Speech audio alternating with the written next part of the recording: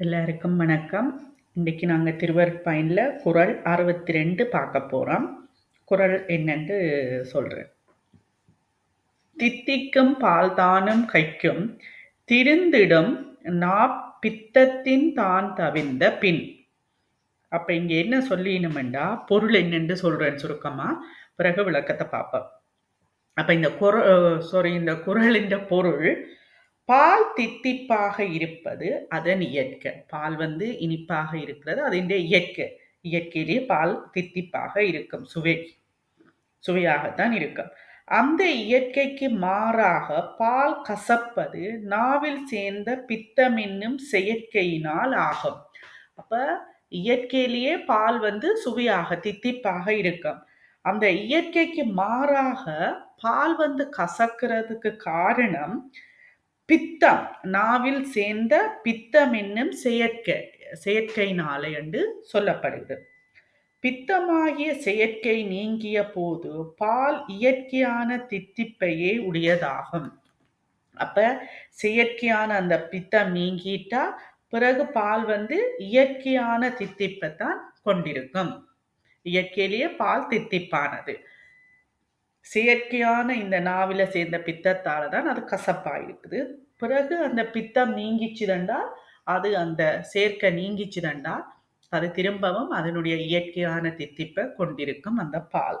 அது போல அந்த பால் எப்படியோ அது போல உயிருக்கு என்றும் உறவு பொருளாக இருப்பது திருவருள். அப்ப எப்பவுமே உயிருக்கு உறவாக இருக்கிறது திருவருள்.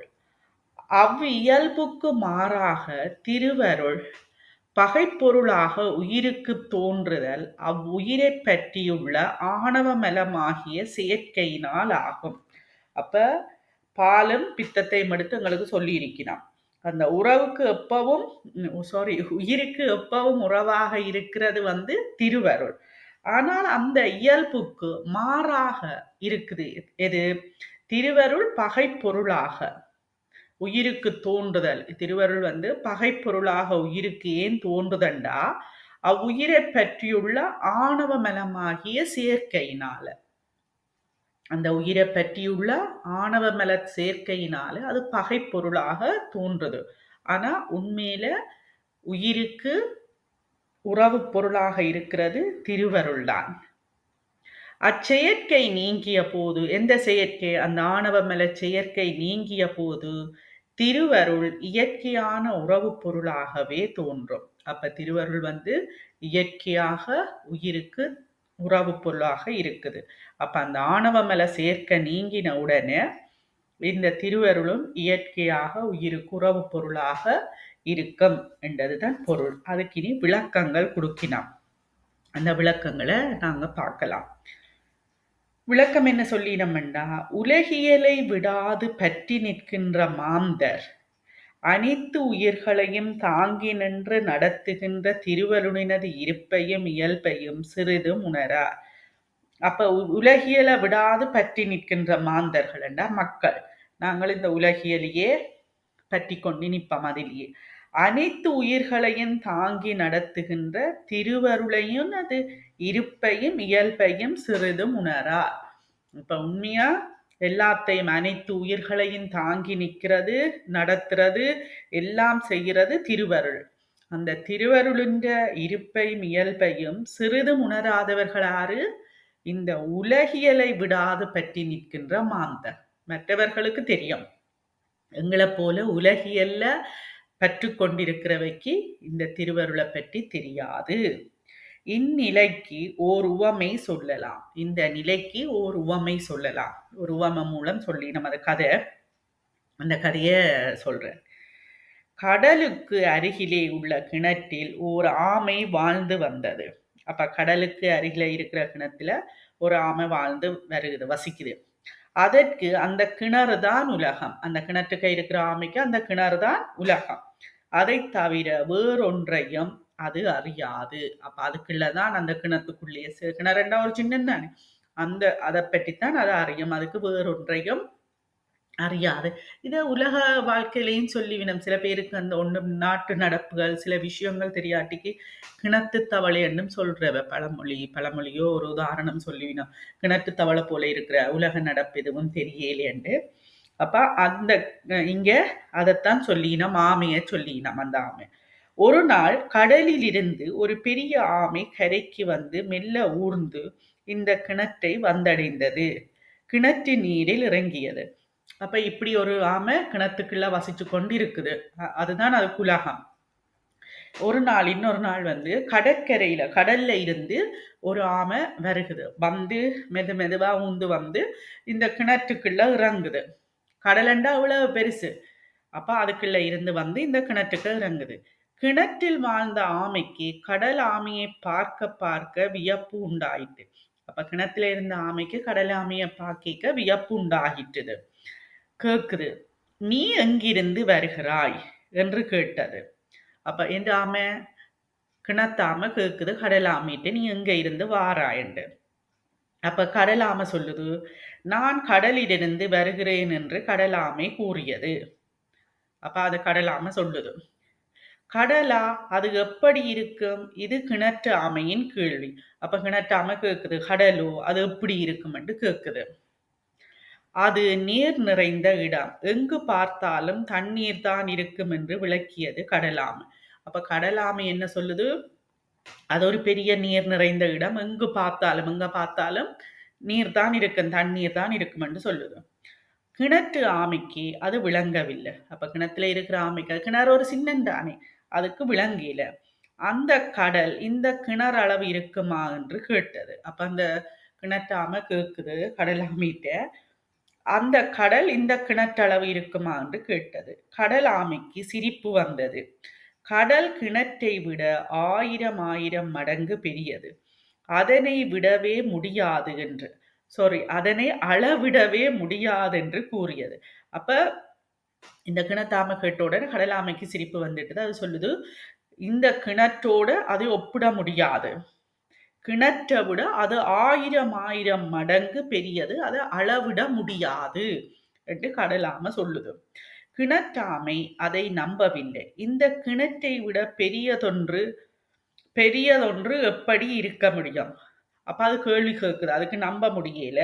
இந்த கிணற்றை விட இன்னொன்று பெருசா எப்படி இருக்க முடியும்? நீ சொல்வது அத்தனையும் பொய் என்று மறுத்து சொன்னதாம். அப்ப இந்த கிணற்றை விட இன்னொன்று எப்படி பெருசா இருக்கும்? நீ சொல்ற அத்தனையுமே பொய் என்று அது மறுக்குது. இல்லையென்று சொல்லுது. அந்த கிணற்று ஆமையின் நிலையில் இருக்கிறார்கள் மக்களில் பலர். அப்ப அந்த கிணற்று ஆமைய எங்களோட ஒப்பிட்டு சொல்லினோம். ஏனென்றா எங்களுக்கும் அந்த திருவருளை பற்றிய இது இல்லாமல் இருக்கிறதுக்கு எப்படி கிணற்று ஆமைக்கு அந்த கடலின் இது தெரியலையோ அது போல மக்களையும் பலர் இருக்கிறார்கள் கிணற்று ஆமை போல. அவர்களுக்கு தெரிந்ததெல்லாம் இந்த உலகியல் ஒன்றுதான். அப்ப அந்த கிணற்று ஆமையோட ஒப்பிட்டு சொல்லப்படுகிறது. உலகியல் எங்களுக்கு தெரிந்ததெல்லாம் இந்த உலகியல் ஒன்றுதான். இதனின் மேம்பட்ட ஒரு வாழ்க்கை உண்டு என்பதை அவர் அறியார். அப்ப இந்த உலகியல் வாழ்க்கையை விட இன்னும் மேம்பட்டதா இருக்கிறத நாங்கள் இந்த உலகியல்ல பற்றிருக்கிற நாங்கள் அறிய மாட்டோம். தொன்று தொட்டு இன்று வரை உடல்கள் நீர்க்குமிழி போல தோன்றியும் அழிந்தும் வருகின்றன. தொன்று தொட்டண்டா அப்பத்திலிருந்து இப்ப வரையும் இந்த உடம்பு இந்த உடல்கள் எல்லாம் நீர்க்குமிழிய டப்பண்டு தோன்றி டப்பண்டு உடைஞ்சிடும். அது போலத்தான் இந்த உடல்களும் தோன்றியும் அழிந்தும் வருகின்றன என்று சொல்லப்படுகிறது. இப்பொழுது இருக்கின்ற உடல்கள் எதிர்காலத்தில் இருக்க போவதில்லை. இப்ப இருக்கிறோம், எதிர்காலத்தில் என்னென்று தெரியாது. இல்ல, நடைமுறை உண்மை இதுவாக இருந்தும் அவர்கள் தமது உடல் வாழ்க்கை என்றென்றும் நிலைத்திருக்கும் என்றே நினைக்கின்றனர். அப்ப நடைமுறை வாழ்க்கை இப்படித்தான் இருக்கு. இன்றைக்கு இருக்கிறோம், எதிர்காலத்துல இந்த உடம்பு இருக்குமோ இல்லையோன்றது தெரியாது, இருக்க போவதில்லை. ஆனால் இந்த நடைமுறை வாழ்க்கை இதுதான் உண்மை வாழ்க்கையாக இருந்தாலும் எங்களுக்கு அதில் மேல நம்பிக்கை இல்லை. நடைமுறை உண்மை இதுவாக இருந்தும் அவர்கள் தமது உடல் வாழ்க்கை என்றென்று நிலைத்திருக்கும் என்றே நினைக்கின்றனர். அப்ப நடைமுறை வாழ்க்கை இதுதான். இறக்கிறதும் பிறக்கிறதும் அழிகிறதும், தோன்றுதலும் அழிதலும். ஆனா இப்படி இருக்கையும் ஆனா நாங்க என்ன நினைக்கிறோம், இதுதான் நிலைத்திருக்கும் என்று நாங்கள் நினைக்கிறோம். யாரு? இந்த உலகத்தின் மேல பற்றுள்ளவர்கள். உடலுக்கு வேண்டிய உணவும் உடையும் கிடைத்து விட்டால் மகிழ்ந்து போகின்றனர். அப்ப இந்த உடலுக்கு வேண்டிய உணவும் உடையும் கிடைத்துவிட்டால் நாங்கள் சந்தோஷப்படுறோம். இதற்கு மேல் வாழ்க்கையில் பெறுவதற்கு என்ன இருக்கிறது என்ற முடிவுக்கு வருகின்றன. அப்ப இது சாப்பாடும் எங்களுக்கு உடையும் கிடைச்சிட்டுது, இதுக்கு மேலே என்ன இருக்குது என்ற முடிவுக்கு நாங்கள் வருகிறோம் என்று சொல்லப்படுகிறது. வாழ்க்கையில் அதைவிட மேலான குறிக்கோள் இருக்கிறது என்பது அவர்களுக்கு விளங்குவதில்லை. அப்ப வாழ்க்கையில இதையும் விட மேலான ஒரு குறிக்கோள் இருக்கிறதுன்றத எங்களுக்கு புரிந்து கொள்ள முடியவில்லை. அருளே பெரிய பொருள் என்பது அவர்களுக்கு தெரியவதில்லை. அப்ப அருள்தான் பெரிய பொருள் என்பது எங்களுக்கு தெரியவில்லை. ஏன்னா நாங்கள் உலகியல் பற்றோடு இருக்கிறவர்களுக்கு தெரியவில்லை. அருளே உயிரை தூய்மை செய்து பேரின்ப நிலைக்கு இட்டுச் செல்லும் என்று அறிந்தோர் சொன்னாலும் அதனை ஏற்காமல் எள்ளி நகையாடி போவர். அப்ப என்ன சொல்லி நாம் அறிந்தோர் என்ன சொல்லினோம், எங்களுக்கு தெரியாட்டிக்கும் அறிந்தவர்கள் சொல்லினோம், அருளே உயிரை தூய்மை செய்து, அருள்லாம் எங்களோட உயிரை தூய்மை செய்து பேரின்ப நிலைக்கு எங்களை கூட்டிக் கொண்டு போகும் என்று அறிந்தோர் சொன்னாலும் நாங்கள் அதை நம்ப மாட்டோம். நாங்கள் அதை எள்ளி நகையாடுவோம். எப்படி அந்த கடலாம சொல்லிச்சுதோ, இப்படி பெருசா இருக்குது, எல்லா இடமும் தண்ணியா இருக்குதுன்றத கிணற்றாம நம்பேலியல்லோ, நீ சொல்றதெல்லாம் பொய் என்று சொல்லி செல்லோ, அப்படித்தான் நாங்களும் என்று சொல்கிறார். இப்படி அருளை பற்றி சிந்திக்காமல் அப்படி ஒன்று தமக்கு வேண்டும் என்ற எண்ணமே இல்லாமல் வாழ்கின்றவர்கள் இவர்கள். அப்ப இப்படி அருளை பற்றியே சிந்திக்க மாட்டான், சிந்திக்காமல் அப்படி ஒரு அருள் தங்களுக்கு வேண்டும் என்ற எண்ணமே இல்லாமல் நாங்கள் வாழ்கின்றவர்கள்லாம் என்று சொல்லு இவர்கள். அப்படி வாழ்கிறவர்கள்லாம் இவர்கள். எப்படி? அந்த எள்ளி நகையாடுவர்கள், அருளுக்கு மேல எதுவுமே இல்லையென்று, தங்களுக்கு உடுப்பும் சாப்பாடும் கிடைச்சா போதும், அதுக்கு மேலே ஒன்றும் இல்லையென்று. அவர்களிடத்தில் உள்ள ஆணவலம் மலம் நீங்காத வரையில் அவர்களுக்கு திருவருள் என்பது வேண்டாத பொருளாகவே கசப்பான பொருளாகவே இருக்கும். அப்ப அப்படியானவர்களுக்கு, இந்த உலக இதோட இருக்கிறவர்களுக்கு என்ன, ஆணவ மலம் நீங்காத வரையில, ஆணவ மலம் நீங்காத வரையில அவர்களுக்கு திருவருள் என்பது வேண்டாத பொருளாகவே கசப்பான பொருளாகவே இருக்கும். இப்ப நாங்க கசப்பான பொருட்கள் என்று சொல்லுவோமே, வேப்பங்காய், பாவக்காய், அதுகள் எல்லாம் கசப்பு வேண்டாம் என்று சொல்லுவோமே. ஆனா அது போலத்தான் ஆணவ மலம் நீங்காதவர்களுக்கும் இந்த திருவருள் ஒரு கசப்பான பொருள், ஒரு வேண்டாத பொருளாகத்தான் இருக்கும். எப்படி என்றா, நாக்கில் பித்த நோய் உள்ளவன் பால் கசக்கிறது என்று சொல்லுவான். அப்ப நாக்கில பித்த நோய் உள்ளவனுக்குத்தான் பால் கசக்கம். ஆனா உண்மையான இயற்கை என்ன? பால் தித்திப்பானது. அவன் நாக்கில பித்தம் இருக்கிறபடியா பால் கசக்குதுன்னு சொல்ற. அதற்கு பால் காரணம் அன்று. உண்மையான காரணம் என்ன? பால் இல்ல, அவனது நோயே காரணம். அவனது நோய்தான் காரணம் பால் கசக்குதுன்னு சொல்றதுக்கு. மலத்தின் வழிபட்டு உலக இச்சை கொண்டவர்களுக்கு திருவருள் இனியதாக இராது. அதுபோல எப்படி அங்க நோய்தானே காரணமா இருக்குது பால் கசக்கிறதுக்கு, அதுபோல மலத்தின் வழிபட்டு, நாங்கள் மலத்தின் வழிபட்டு உலக இச்சை கொண்டவர்களுக்கு திருவருள் இனிதாக இராது.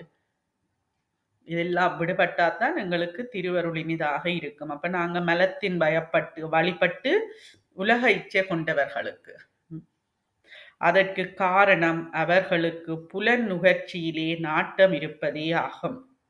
அப்ப அவர்களுக்கு என்ன காரணம்? அதுக்கு என்ன காரணம்? புலன் நுகர்ச்சியில, அவர்களுக்கு புலன் நுகர்ச்சியில தான் நாட்டம் இருக்குது. புலன் நுகர்ச்சியில நாட்டம் இருக்க அவர்களுக்கு அங்க திருவருள் இனியதாக இராது. அடுத்த தலைப்பு என்ன சொல்லினோம்டா, திருவருள் இனித்தல். திருவருள் இனித்தல் என்று சொல்லினோம். எப்படி? ஓர் அறை நெடுங்காலமாக பூட்டியே கிடக்கிறது. இதுக்கும் ஒரு கதை மூலம்தான் சொல்லினோம் திருவருள் இனிக்குதுப்பண்டு. ஓர் அறை நெடுங்காலமாக பூட்டியே கிடக்கிறது, அதற்குள் என்ன இருக்கிறது என்பது யாருக்கும் தெரியாது. ஒரு நாள் அதன் கதவுகள் திறக்கப் பெற்றன.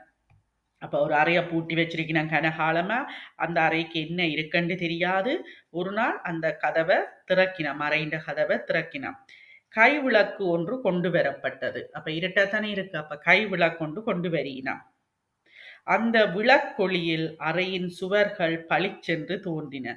அப்ப அந்த பூட்டி கிடந்த கதவை அறைய கதவை திறந்து ஒரு கைவிளக்க கொண்டு போயினோம். உள்ளுக்க கொண்டு போயிக்க அந்த அறையின் அந்த விளக்கின்ற வெளிச்சத்தில அறையின் சுவர்கள்ல இருந்த ஓவியங்கள் எல்லாம் பளிச்சென்று தோன்றின. அறையின் சுவர்கள் பளிச்சென்று தோன்றின. அங்கே அரிய ஓவியங்கள் பொறிக்கப்பட்டிருந்தன. அங்கே அரிய ஓவியங்கள் பொறிக்கப்பட்டிருந்தன. அவ்வுண்மை விளக்கொளியாலே விளங்கியது. அப்ப அந்த அறைக்க பூட்டி இருந்த ஓவியம் அந்த பூட்டி இருக்கைக்கு ஒன்றுமே தெரியல. அப்ப அந்த சுவரில நல்ல அரிய புகைப்படங்கள் ஓவியங்கள் எல்லாம் தீட்டி இருந்தது, வரைஞ்சிருந்தது ஒருத்தருக்குமே தெரியா. பிறகு அந்த விளக்கொளியால தான் அந்த ஓவியங்கள் அந்த பார்க்க நல்லா இருந்தது. அரியன்னு சொல்லினான். அரிய ஓவியங்கள் அந்த சுவரில வரைஞ்சிருக்குது. எதனாலே அது பார்க்கப்பட்டது? விளக்கொளியால தான் எங்களுக்கு தெரிஞ்சது. அதுபோல ஆணவமலம் சூழ்ந்த இருட்டறையாக நமது சிந்தை உள்ளது. அதுபோல அந்த விளக்கொளி இருட்டறை. அதுபோல எங்களுக்கு ஆணவமலம் சூழ்ந்த இருட்டறையாக நமது சிந்தை உள்ளது. அப்ப சிந்திய சூழ்ந்து ஆணவமலம் இருக்கு. இருட்டறையாக இருக்கிறது நமது சிந்தை. ஞானமாகிய ஒளி அங்கே வந்ததும் வாழ்க்கையைப் பற்றி முன்னே கொண்டிருந்த எண்ணம் அறவே மாறிவிடுகிறது. அப்ப ஞானமாகி அங்க விளக்கொளிய கொண்டு அறைய திறந்து பார்த்தா சுவர்ல நல்ல அரிய ஓவியங்கள் எல்லாம் வரையப்பட்டிருக்கிறது. அதை போல எங்களுக்கு ஞான ஒளி, அங்க விளக்கொளி, எங்களுக்கு ஞான ஒளி, ஞானமாகிய ஒளி அங்கே வந்ததும், எப்படி எங்கட சிந்தைக்கு வந்ததும் வாழ்க்கையை பற்றி முன்னே கொண்டிருந்த எண்ணம் அறவே மாறிவிடுகிறது. முதல் நினைச்ச எண்ணம் பிறகு எங்களுக்கு இந்த ஞானம் கிடைச்ச உடனே மாறி விடுகிறது. சில பேருக்கு சொல்லி நம்ம உனக்கு ஞானம் வந்துட்டுதோ, அவருக்கு ஞானம் வந்துட்டுது, இதுல அவர் நீ ஈடுபட மாட்டேன் அப்படியெல்லாம் கிடைக்கிறது தானே. அதோட நீங்க கனெக்ட் பண்ணி எல்லாத்தையும் பார்க்க தான் இந்த சைவ சித்தாந்தம் புரியும். இல்லாட்டிக்கு கஷ்டமா இருக்கும் விளங்குறது. எங்கண்ட உலகியலோடு அதோடு ஒன்றோடு ஒன்று தொடர்பு படுத்தி பார்க்கலாம். உண்டு உடுத்து இன்புற்றிருப்பது வாழ்க்கையின் நோக்கம் அன்று. அப்ப சாப்பிடுகிறதும் உடுப்பு போடுறதும் இன்புற்றிருக்கிறது வாழ்க்கையின் நோக்கம் அன்று. அதுதான் வாழ்க்கையின் நோக்கம் இல்ல. இறைவனை சார்ந்து இன்புற்றிருப்பதே வாழ்க்கையின் குறிக்கோள் என்பது தெளிவுபட விளங்குகின்றது. அப்ப உண்மையான வாழ்க்கையின் குறிக்கோள் என்ன? இறைவனை சார்ந்து இன்புற்றிருப்பதுதான் வாழ்க்கையின் குறிக்கோள் என்பது தெளிவுபட விளங்குகிறது. எப்ப? ஞானம் வரும்போது. மலம் நீங்கிய தூய ஆன்மாக்களுக்கு இவ்வுண்மை நன்கு விளங்கும். அப்ப மலம் நீங்கிய தூய ஆன்மாக்களுக்கு தான் இந்த உண்மை விளங்கும். நாங்க மலம் படிச்ச நாங்கள் ஆறாருக்கு என்னென்ன மலம் என்றும் பார்த்திருக்கிறோம். அவர்கள் தமக்கு எக்காலத்திலும் எவ்விடத்திலும் துணையாக நிற்பது இறைவனது திருவருளே என்று அதனை பற்றி கொள்கிறார்கள். அப்ப யார் பற்றி கொள்கிறார்கள்? மலம் நீங்கினவர்கள். எந்த ஒரு மலமும் இல்லாத தூய ஆன்மாக்கள்லாம் எந்த காலத்திலும் எந்த இடத்திலும் எங்களுக்கு துணையாக இருப்பது இறைவன்ற திருவருள் என்று அதை பற்றி கொள்வார்களார் தூய ஆன்மாக்கள், மலர் நீங்கியவர்கள். அன்பினால் அகங்குலைந்து அழுகிறார்கள். அன்பினால அகங்குலைந்து அழுகிறார். அவர்களுக்கு அமுதம் போல இனிக்கிறது திருவருள். அன்பினால அகங்குலைந்து, இப்ப நாங்கள் ஒரு சந்தோஷத்தில் ஆனந்த கண்ணீர் வரும், அது போல அன்பினால அகங்குலைந்து அழுகிறார்கள். அவர்களுக்கு அமுதம் போல இனிக்கிறது திருவருள். அப்ப அவர்களுக்கெல்லாம் அமுதம் போல திருவருள் இனிக்கிறது. நாவில் பித்தம் நீங்கிய போது பால் தித்திப்பது போன்றது இந்த நிலை. அப்ப நாவில பித்தம் போயிட்டுதுண்டா பால் பிறகு இனிக்கும். உண்மையா அது செயற்கை பித்தம். இயற்கையான குணம் பாலுக்கு தித்திப்புத்தான். அந்த பித்தம் தான் சேர்க்க. அது போலத்தான் இங்கேயும் என்று சொல்லினோம். அன்போடு அழுவோர்க்கு அமுதங்கள் காண்க ஐயாரன் அடித்தளமே. என்றாற்போல வரும் திருமொழிகளால் இதனை உணரலாம் என்று ஒரு 3 வரியில கொடுத்திருக்கிறான். அப்ப இதுதான் இந்த குறளுக்கு விளக்கம். திருவருளை பற்றி சொல்லினாம். அப்ப இங்க சொற்பொருளை நான் சொல்றேன். இந்த குறளின் சொற்பொருளை. நாப்பித்தின் நாப்பித்தின் நாப்பித்தின் என்ற நாப்பித்தின் என்றது நாவில் பித்த நோய் உள்ள பொழுது, நாவில பித்த நோய் உள்ள பொழுது பிரிச்சு பித்தின் என்றது. தித்திக்கும் பால் தானும் என்றா தித்திக்கின்ற பாலும், கைக்கும் என்றா அதற்கு கசப்பாகவே தோன்றும். தான் தவிர்ந்த பின் அந்நாக்கு பித்தமாகிய குற்றம் நீங்கிய பிறகு திருந்திடும் அப்பால் அதற்கு உள்ளவாறு தோன்றும், அதாவது இனிமை தருவதாய் விளங்கும். இங்கு உவமை மட்டுமே கூறப்பட்டுள்ளது. இதனைக் கொண்டு ஆசிரியர் கூற வந்த கருத்தை வருவித்துக் கொள்ளுதல் வேண்டும். அப்ப இங்க இதுதான் குறளுக்கு சொல்லி இருக்கிறான். தித்திக்கும் பால்தானும் கைக்கும் திருந்திடும் நாப்பித்தின் தான் தவிர்ந்த பின். நாப்பித்தின் தான் தவிர்ந்த பின். அதுதான் குறள். 62வது குறள். 63வது குறளை நாங்கள் அடுத்த வகுப்புல பார்க்கலாம். இப்ப இதுல கேள்விகள் சந்தேகங்களை பற்றி பார்க்கலாம். இவ்வளவு நேரமும் பொறுமையாக இருந்து கேட்ட எல்லோருக்கும் நன்றி.